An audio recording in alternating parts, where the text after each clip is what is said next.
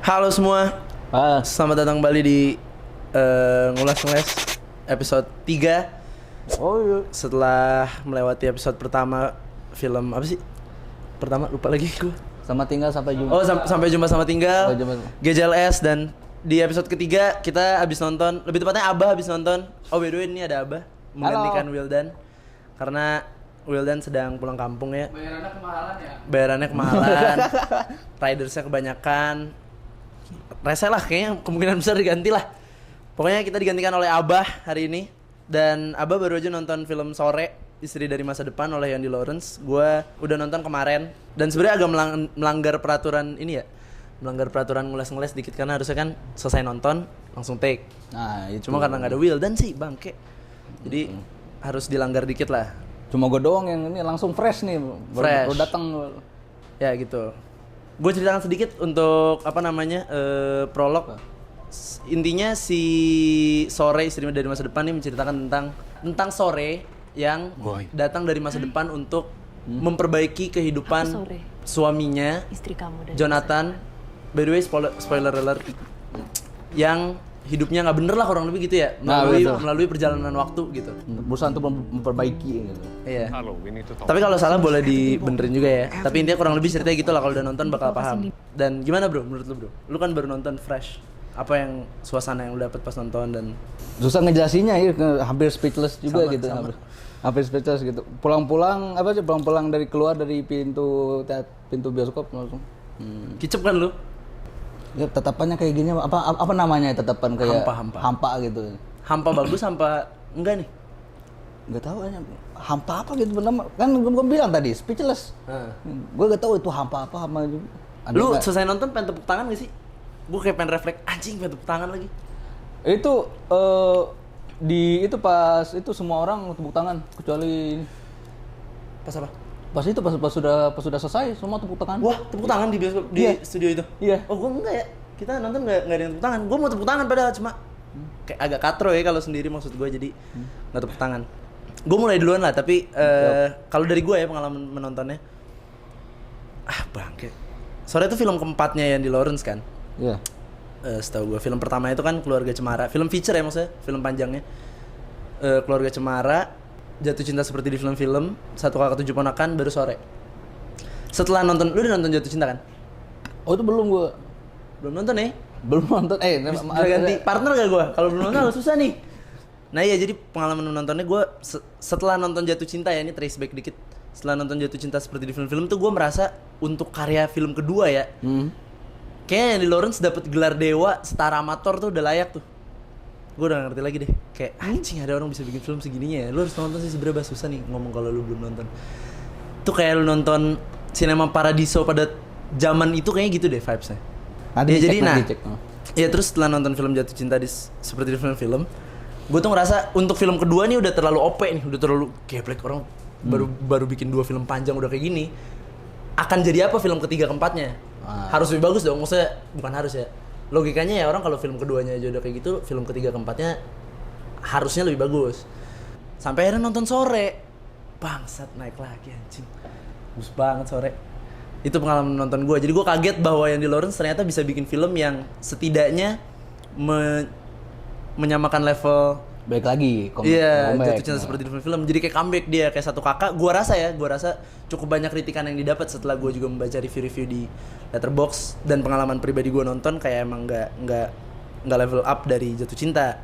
Sampai akhirnya Sore keluar tuh kayak payback gitu, dia kayak, nih gue kasih lihat dah nih sinema-sinemaan lagi. Jebret. Gitu, nah itu perasaan nonton gue kayak anjing bisa lebih bagus atau setidaknya setara lah gitu. Secara cerita kita masuk bro, pembahasan anjay gimana? Dalam segi cerita, wah gimana ya, tiba-tiba awalnya kan dia foto-foto di kutub kan katanya. Di kutub tiba-tiba lagi ngobrol sama si Marco sama siapa namanya? Carlo lagi ngobrol di bar, tidur, tiba-tiba ada cewek. Ini cewek siapa gitu kan? Aku ini istrimu di masa depan. Ngikutin.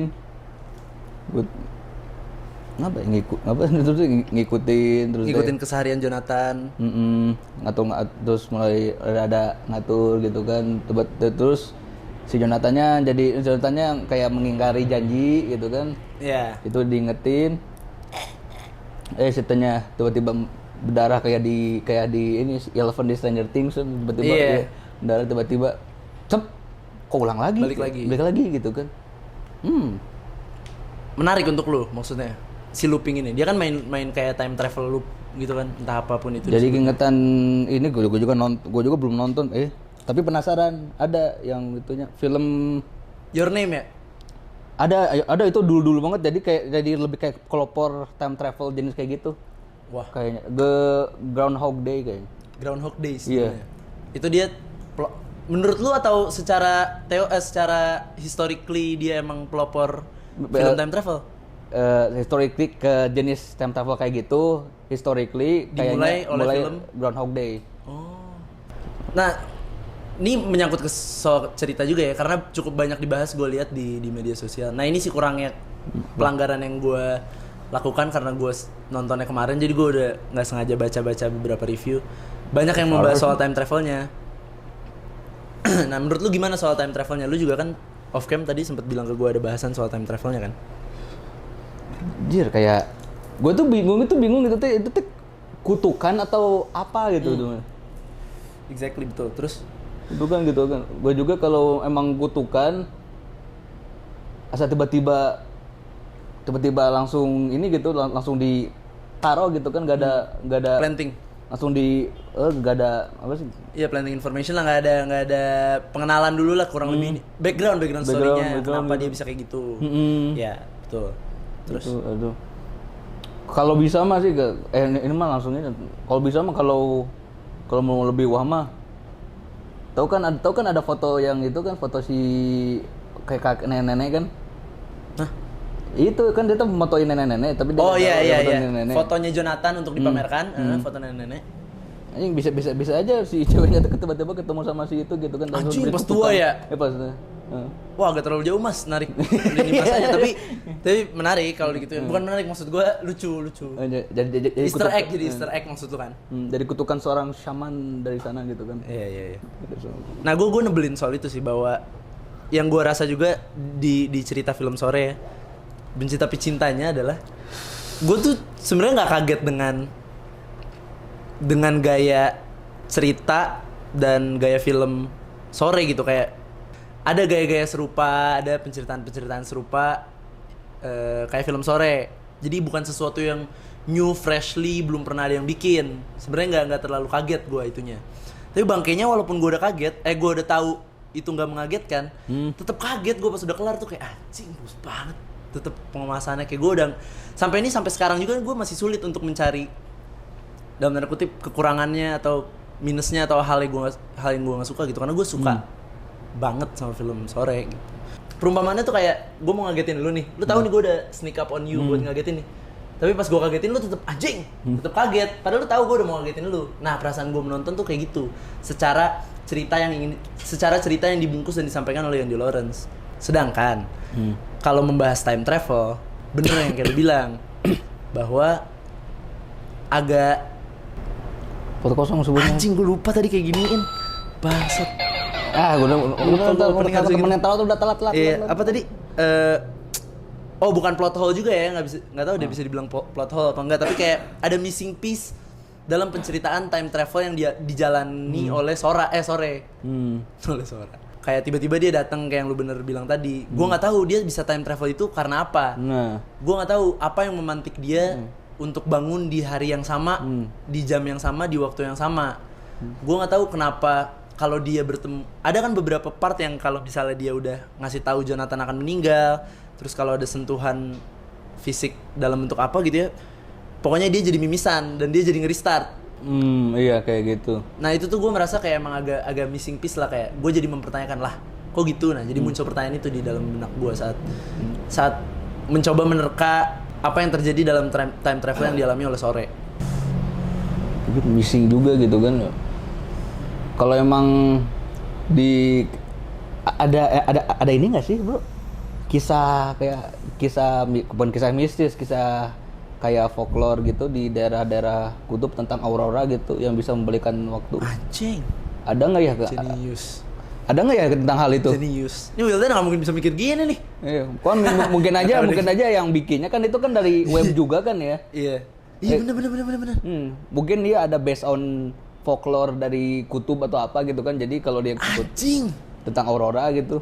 Bahwa itu yang memantik time travelnya kan maksud lu? Nah. Soalnya di ending diceritain, dijelasin sore tuh ke kutub kan, baru dia mengalami time travel. Nah. Bangsat gua aja yang bego kayaknya deh, Bah. Lah kok lu yang bego? Setelah gua pikir-pikir, kayaknya ntar ada yang komen nih. Baca nggak paham. Ada tuh komen itu lagi. Ya mungkin Soalnya, iya benar, bisa. Bisa aja. Kalau kalian tahu mungkin ada, boleh Iya, di bener. kolom komentar tentang folklore apa gitu kan. Iya, atau tentang background time travel yang dialami dan dijalani oleh sore itu tuh pemantiknya apa, bagaimana itu bekerja. Kalau ada yang tahu atau punya teori-teori konspirasi dan semacamnya, Ya, boleh ya drop di kolom komentar. Biar kita baca, biar kita belajar. Karena ngulas-ngulas tuh bukan cuman tempat ngoceh, bro. Biar kita belajar dari komen. Ya soal cerita gitu loh, gue rasa nggak ada. Gue juga masih speechless sih, Bah, kayak di sisi yang kayaknya emang gue bego deh untuk mereview dan menelaah film ini. Entah karena gue belum memikirkan secara dalam juga ya. Tapi emang secara cerita menurut gue udah well made aja, well written gitu. Lu setuju soal cerita kayak gitu? Enggak juga sih. Ada minus apa lagi yang lu rasain atau kekurangan apa atau hal apa yang menurut lu bisa diperbaiki dari Ini mah lebih soalnya ini kalau gua ngomonginnya mah bakal lebih ke subjektif sih ya. nggak masalah? Nggak masalah kan. Endingnya mah jangan sampai ketemu lah. Terlalu klise ya? Ya jadi kayak mending ini aja mending si Sora Sore mending si sore udah menghilang, si Jonathan terus terngiang-ngiang gitu kan sama ini siapa sosok ini gitu kan udah ending. Semacam open ending jadinya. Dia semacam open ending juga. Tapi itu masih subjektif ya kawan-kawan. Tapi kalau kayak gitu menurut lu akan lebih puas perasaan nonton setelah filmnya selesai? Menurut lu? Bakal lebih sedih sih. Karena perjuangan si Sore juga ya. sia-sia. Kayak jenius banget apa? Terus gue juga anjing. Walaupun gue menurut penonton bodoh ya udah pasti. Terus juga mikir gitu kan anjing karakter yang paling tersiksa dalam hidup kayak neraka di bumi itu Sore. Anjing keren. Lanjut Pak sendiri Pak. Bentar sini. Karena itu pas gue udah tahu konsepnya kayak gimana dia tuh kalau semakin lama dia time travel semakin waktunya berkurang. Iya. Bukan waktunya berkurang itu kayak lu tuh meninggal tanpa nama gitu kan, lu tenggelam dalam void, tenggelam dalam lubang hitam gitu. Kehampaan gitu kan, lu gak tahu siapa, lu tiba-tiba meninggal udah. Terus Jonathan pun akhirnya cuma punya perasaan apa histori di dalam hatinya doang dan memorinya kayak ini siapa? Iya benar. Ini siapa gitu kan. Nah itu yang paling sedih juga sih, anjing ini orang. Sedih ya lu nonton Sore ya? Gue mah lebih ke karakternya, kasihan. Iya. Bener. Terus gue harus ngomong juga sih, terlepas dari subjektivitas opsi ending film Sore yang lu bayangkan, gue juga tetap kagum sama ending yang di-create sama Yandy Lawrence sih. Walaupun itu dia masalahnya klise, gue tahu mereka akan ketemu dan mereka akan apa sih kayak langsung nge-snap aja. Iya itu, langsung nge-dab gini dia. Harusnya gitu tuh ini. Gitu. Iya gue tahu. Cuman pas itu ditampilin dengan gaya editing, ini kita masuk editing. Wah dia langsung zoom. Dengan gaya editing everything everywhere all at once. At once, oke. Oh, gue jadi inget. Hal yang gue notice bisa diperbaiki atau mungkin bagi gue doang, gue nggak tahu ya. Tapi kayaknya pacingnya tuh agak sedikit kurang stabil ya. Setuju nggak lo? Kayak di awal seperempat film lambat yang menyenangkan, di tengah-tengah film agak sedikit dragging rasanya bagi gua. Terus di ending tuh seolah-olah kayak anjir nggak keburu lagi, kebut. Nah kayak gitu jadi kayak dar gitu. Entah itu juga bisa jadi bagus, gua nggak ngerti deh. Gua terlalu mixed feelings untuk menyimpulkan perasaan nonton yang diakibatkan oleh pacingnya film Sore itu gue jadi nggak bisa menyimpulkan. Tapi gue nyadar pacingnya nggak stabil dan agak aneh. Tapi perasaan nontonnya tetap enjoy. Cuma di ending kayak ngerasa gitu nggak sih di ending tiba-tiba kayak dar gitu. Pas mau ya. Nyamperin bokapnya, pingsan, mati, dar ke pameran, balik ke Indo, ketemu nyokapnya. Lebih ke senjata sih, senjata buat ngituin penonton. Maksudnya gimana? Oh, emang pengen ngejar rasa penonton gitu kan. Berarti anjing udah kagok siapa aja gitu.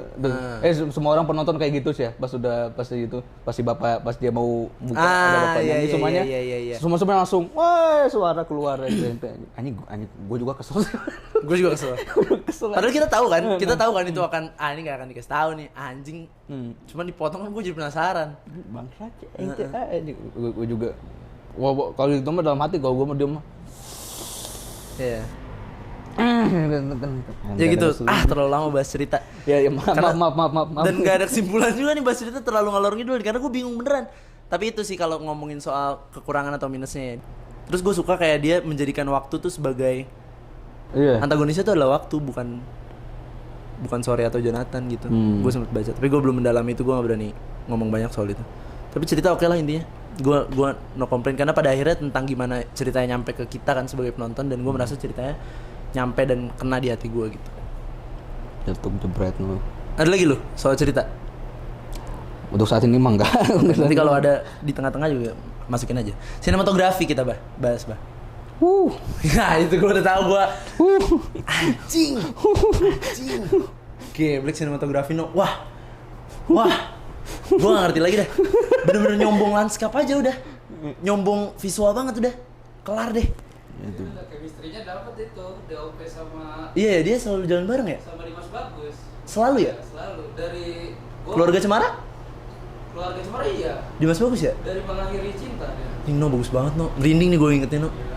Lu anjir, lu harus nonton lagi. Bagus banget, gila. Visualnya ini gue mau banyak-banyak lah, visualnya bagus banget, indah banget, kayak lanskap yang dibuat. Walaupun gue yakin karena ada dukungan syuting di Kroasia ya. Oh iya, awalnya gue kira Polandia, tapi salah ya. Gue yakin karena didukung lokasi, cuman nge-capture-nya geblek sih.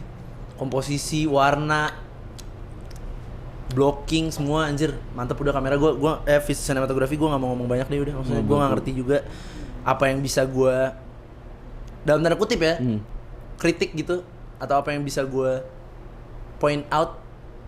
Gue nggak ngerti lagi apa kata-kata yang tepat untuk menyampaikan selain bagus dan indah, magical.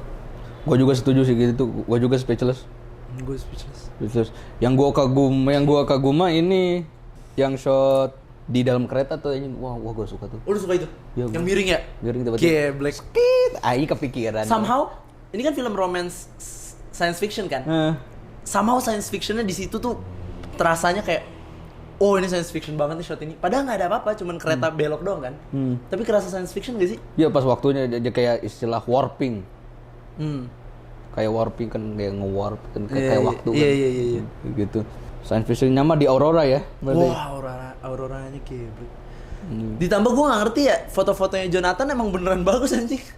Ya. Iya. Pakai film lagi kan, pakai roll. Gue itu juga apa sih yang gue gak tau kenapa ya, itu tiba-tiba kan pas si Sore kan udah hilang, ditelan void kan dia tuh. Void gitu kan. Ada shot, ada yang mau motret, tiba-tiba ada penampakan si Sore. Anjing, bagus banget ya. Apa lu gak suka? Serem gue jadinya. Iya. Kok jadi serem? Iya benar. Anjing ada sosok yang tidak kita. Jadi kayak apa sih bahasanya disebutnya kalau kayak gitu tuh? Apa, analog horror bukan? Mistik. Ya mistik kayak. Iya kan, jadi kayak mystical yet magical at the same time kan? Kagum enggak, tapi gue sih kagum sih. serem gue mikirnya. Gila. Itu menurut gue scene dan shot favorit sih dari gue maksudnya. Lu yang mana? Shot atau lu sama? Sepakat. Entah gue nggak bisa mengingat yang lain, tapi itu berbekas di hati dan pikiran gue. Bagus banget itu. Aduh. Udahlah, nggak usah banyak-banyak, sinematografi yang udah bagus aja lah. No. Editing. Oke, wah sih editing. Iya anjing, nggak ada salah juga ya. Nggak ada yang ini cerita, sinematografi, editing nyatu udah itu. Iya, setuju sih. Setuju. Gaya slow shutternya masih ada nggak tuh? Kulana. Ada nggak ya? Slow shutter soalnya di Jatuh Cinta ada kan? Dari jatuh cinta. Satu kakak emang ada ya? Nggak ada. Ada nggak ya? Slow shutter ada nggak ya? Kayaknya nggak ada deh, no. Nggak ada ya. Kayaknya nggak ada deh di ingatan gue. Banyak shot-shot yang emang humanis aja gitu, humanis tapi magical, gue nggak ngerti deh, no. Lukisan dalam film. Editing tuh kayak jadi mesin jahit yang udah sempurna aja buat gue sih ngelihatnya. Kayak bagus aja. Ditambah editing di ending pokoknya menuju babak akhir tuh menurut gue editingnya udah kayak tidak terselamatkan bagusnya. Kecuali satu transisi yang nyolok ke mata Nah, apa? kayak iklan. Yang mana? Iya, tanpa sini yang Oh, yang mata. mata kan mau talaman kan dia langsung nge-flashback atau ke Iya, film itu kan. iya. Jadi itu emang konsepnya gitu. Tapi emang. lagi-lagi ya itu klise tapi indah. Gue nggak kayak jadi gue kesel nih. Anjing ini klise nih, tapi bagus, tapi nggak apa-apa sih kalau klise bagus mah. Gitu loh. Kan umumnya klise identik dengan hal dengan negatif kan gitu, kayak klise itu berarti kurang oke. Nah, tapi ini enggak, klisenya bagus gitu. Udah lah, editing kita nggak ngerti bagus kan udah intinya. Gue tau lah. Udah dia gitu doang. Acting gimana acting? Gue lupa acting. Acting Sheila Dara geblek anjing. Wah, cakep tuh aja. Hah, Emang nggak- cakep sih Sheila Dara, cakep. sebentar. Terus editingnya bagus gila. Actingnya bagus gila. Saya mencari sesuatu gak apa-apa kan? Maaf, Apa-apa. bentar ya. Dion juga actingnya bagus sih. Nyari apa sih? Rokok gue hilang. Foto-foto itu tuh hasil portretan Dion asli. No kan, aku udah feeling tuh. Wah, serius. Ternyata foto-foto di film. Udah nanti lah. Ya sih katanya kalau nggak sih katanya. Ya udah, ntar ya. Oke. Acting Dion Wiyoko dan Sheila Dara melengkapi satu sama lain. Ditambah Carlo by the way. Itu tuh dia yang menang. Dia nominasi atau menang Oscar tahun lalu film pendek. Aktor Kroasia yang menjadi Carlo. Makanya actingnya bagus kan? Nggak ada yang bisa dikomplain soal acting maksud gue. Dion Wiyoko bagus, Sheila Dara gila. FFI lah udah pasti. Gila sih kalau enggak mah Sheila Dara, gue nggak ngerti lagi. Pertama semuanya Semuanya bisa flop bisa semua. nominasi ya. Ada hal yang mau lo notice soal apa namanya? Acting nggak? Ini emang dari si penulisnya kayaknya penulisnya ya. Jadi acting dari pas itu kan time loop. Situnya kan udah bosan sama si ceweknya Iya, jadi berubah moodnya. Iya, berubah Justru itu indahnya. Gila dia mainin peran adegan yang sama dengan mood yang beda-beda, dengan vibes yang beda-beda, dengan perasaan yang disampaikan beda-beda, itu yang gue nggak ngerti bisa bagus banget. Ya udah. Anjing belum gue di editing sih aja. Tapi udah kelewat ya Nggak editing. apa-apa. Ngerti. Yang si Jonathan yang si sore mulai buka-buka surat untuk dari ayahnya. Dari kan? Jonathan untuk ayahnya. Nah. Yang gue suka pas editing aku bilang tiba dia di-cut ke polisi. Itu gue suka komedi. Dan satu hal, balik lagi ke cerita ya, satu hal yang gak hilang juga dari Andy Lawrence adalah komedinya. Bahasa komedinya selalu dapet gitu. Tetap ada lucu-lucunya. Dan lucunya ngena, nggak terasa dipaksakan gitu, natural aja berjalan dengan baik. Begitupun dengan dialog, by the way dialognya indah, tersusun dengan rapi, nggak di forcing. Walaupun ada beberapa yang terkesan ditaruh gitu, tapi tetap nyampe nya lagi-lagi ya soal perasaan nonton, gue nggak terganggu gitu. Oke, untuk lanjut kita. Lanjut aja lah. Oke. Production design bah gimana bah? Kenapa Eropa? Harusnya ya? Ada. Si seriesnya juga bisa. Iya, seriesnya juga di. By the way, sore kan dari series kan. Gue nggak tahu lu tahu apa nggak. Ya kan lu baru tahu. Oh iya, lu nggak tahu kan berarti. Sore itu dari series dan seriesnya di syutingnya di Eropa. Soal kenapa di Eropanya gue nggak ngerti lah. Tapi kalau soal kenapa di Kroasia, ada salah satu wawancaranya Yandi yang gue sempet lihat di IG lewat. Karena apa gitu gue lupa lah. Kalau nggak salah karena environmentnya sangat mendukung untuk syuting. Soal kenapa Eropa secara cerita, gue nggak tahu. Ya kalau secara cerita sih udah dijelasinnya kan karena ayahnya tinggal di sana kan, nikah sama. Kalau sesuai dengan latar apa di Kroasia mendukung, mah kan yang surat dari Praha kan sama Eropa Timur. Nggak tahu deh, nggak nonton lagi. Ya gak tahu loh. Tahu surat dari Praha cuma nggak nonton. Eropa Timur gitu kan, mendukung apanya? Yang gue pikirin mah yang mendukungnya itu perizinannya gampang kayak menurut gue. Iya itu tadi. Perizinan doang. Anyway, iya production design-nya tapi gimana artistik dan lain-lain. Menurut gue sih nothing to complain juga ya. Kalau dari subjektif masih masih sering aneh gue kalau film Indo tentang ke Eropa masih aneh. Film gua. Indo yang syuting di luar negeri, terutama Eropa. Wah mati. Innalillahi wa inna ilaihi raji'un. Gak apa. Lanjut aja lah ya. Lanjut aja gak apa-apa lah. Sampai benerin. Iya sih, gue masih rada nggak klop sih, nggak klop tentang kenapa harus Eropa gitu kan. Tapi artistik gimana? Artisnya well. Iya. Oke lah ya. Gimana ruangan studio foto dia untuk nyuci filmnya, permainan warna dan lain-lain, oke ya. Oke. Wardrobe oke, nggak nothing to complain. Kenapa biru? Gue juga suka banget warna, by the way. Dia tuh adalah beberapa perubahan warna yang gue ngerasanya kayak awalnya oren, tiba-tiba pas dia oren merah gitu kan. Di awal tuh ada beberapa biru dikit, tapi di ending full biru kan tuh yang di pameran. Nah itu keren banget ya, warnanya. Ada lagi nggak yang mau lu bahas? So far untuk saat ini mah Untuk saat ini kayak akan ada episode 2 membahas film sore ya. ya mudah-mudahan ada nanti di shortnya. Kayak untuk saat ini nggak ada. Iya oke lah ya. Oke. Kita recap kali. Intinya sore merupakan film yang indah, magical, dan sangat penuh perasaan. Dan gue tahu dibuat dengan penuh perasaan juga. Sehingga nyampenya ke penonton, terutama gue, nyampe gitu di hati gitu kan. Cerita, isu atau tema yang pengen disampaikan tuh menurut gue juga nggak kalah penting gitu. Juga sangat humanis gitu lah. Di tengah film-film yang membahas isu-isu yang panas, Sore hadir dengan isu yang sederhana, dengan isu yang sangat dekat, tapi nyampenya juga deket banget ke hati, ya gitu kalau dari gue lah. Dengan visual dan pembusan yang nggak ada 3-nya, mungkin ada 2-nya. Gitu kalau dari gue Sore. Dari lu gimana recapnya? Gue langsung aja ke pesan moral sih, gak apa-apa. Nggak apa-apa. Semua orang akan melakukan segala hal demi cinta sih. Kalaupun itu bisa Pangeran menghitung cinta. waktu mah kan, yang penting mah demi dia gitu kan. Soalnya pengalaman sih itu. Iya. Lu time travel gimana? Kalau bisa sih. Ya gitulah Sore guys. Mau diwajarkan juga sih menurut gue kayak nggak terstruktur. Lu akan ngerti saat setelah nonton. Wajar lah mereka nggak terstruktur selain karena mereka bodoh. Ditambah emang filmnya agak membuat speechless gitu. Jadi gue susah banget mengutarakannya. Entah kalau gue udah pikirin baik-baik dan ngobrol off cam nanti kita atau sama anak-anak juga bisa dapat banyak pencerahan baru ya. Tapi intinya kalau dari kita sih gitu ya. Kita rating sekarang. Boleh. Dari cerita menurut lu berapa? Cerita 1/5 dari 1 sampai 5. 1/5 4 setengah. Oke dari gue 4. Oke. Terus apa lagi? Sinematografi. Sinematografi Cing gue 5 lagi. Gue 5. Enggak lebih aja. Waduh, perfect banget 5. 5 gue. 4/7 lah. Aku 4/7. Wah agak terlalu nanggung mas, tapi gak apa-apa. 4,7 lah. Oke. Editing. Editing 4. 4 lah sama lah. 4,5 lah gue.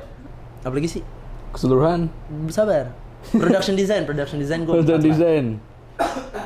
4 masih 4 gue. Ya. Acting. Acting. Gue 4,5 lah. 4 masih 4 gue. 4. Bukan gue gak mau mikir, emang gimana lagi stuck 4 lah. Oke. Sekarang secara keseluruhan. Nah kita harus diskusi ngulas-ngulas tuh harus kesimpulannya sama, nggak bisa beda-beda banget nih. Berapa kira-kira kita kasih? Gue 4,5 deh. Menurut gue Sore 4,5. Sebenarnya tadi gue mau 5. Iya. Atau 4,8 sebenarnya, cuma 4,8 kan di Letterboxd sih nggak bisa nih 4,8. 4,5 atau 5 pilihannya. 4,5 setuju nggak abangnya? 4/3 ya. Kan barusan saya jelasin nih bang. Barusan saya jelasin. Reviewnya jangan nanggung. 4, ratingnya 4, 4,5, 5 gitu. Oh itu memang Kita ngikutin nanggung gitu. rating Letterboxd ceritanya. Oh ya udah 4,5 setuju ya bang ya. Yang punya acara nih, gue nanya yang punya acara aja dah. Kan lu yang punya acara gimana? Gimana? 4,5 oke ya? 4 aja. Dari ngulas-ngulas film Sore Istri dari Masa Depan, gue kasih 4,5, dari Abah 4. Tapi pokoknya dari ngulas-ngulas 4,5 harusnya Wildan setuju lah, gue harap ya. Atau Wildan bisa jadi setujunya kayak Abah. Anyway, udah terlalu panjang dan sorry kalau bertele-tele dan tidak terstruktur, tidak teratur juga. Terus ya saksikan Sore secepatnya karena gue nggak yakin dia bisa bertahan selama apa di bioskop karena tandingannya kayaknya lagi oke-oke juga di bioskop nih. Jadi nonton secepatnya dan usahain nonton di bioskop, jangan nunggu di Netflix karena biar nyampe beli suasananya beda. Iya itu cinema experience-nya akan jauh lebih terasa kalau lu nonton di bioskop, audio dan lain-lain. By the way, musik tadi lupa kita bahas, singkat aja pokoknya musiknya bagus banget. Bara suara gokil. Aditya Sofyan juga gokil. Terus ya udah nonton sore intinya dari kita 4:30. Sorry kalau misalnya ada salah-salah kata dan ada kesoktahuan yang lu nggak bisa terima. Terus apalagi sih biasa closingnya no? Lupa gue no. Jangan lupa subscribe, komen kalau misalnya ada yang mau lu sampaikan, setuju nggak setuju boleh bebas. Terus Kalau mau kasih pendapat di komentar sok biar kita diskusi juga bareng kan. betul, bisa jadi ruang diskusi juga bagi kita dan bisa jadi pelajaran juga buat gue dan Abah dan tim ngulas ngeles. Dan tunggu episode-episode berikutnya. Shoutout buat Wimir dan juga Cinema Catastrophe. Ada lagi? Oh, jangan lupa juga cek Instagram Cinema Catastrophe. Di situ ada berbagai macam output Apa? dari kita terhadap sinema lah, kurang lebih gitu aja. Gue capek ngejelasinnya. Dah, peace, dadah. Ya, assalamualaikum. Salam. Oh iya dong, saran film dong next, please. Oke. Kayak by the way tinggal meninggal kayaknya kita akan review ya, jadi stay tuned. Saran film apa? Udah, dadah. Oh, udah.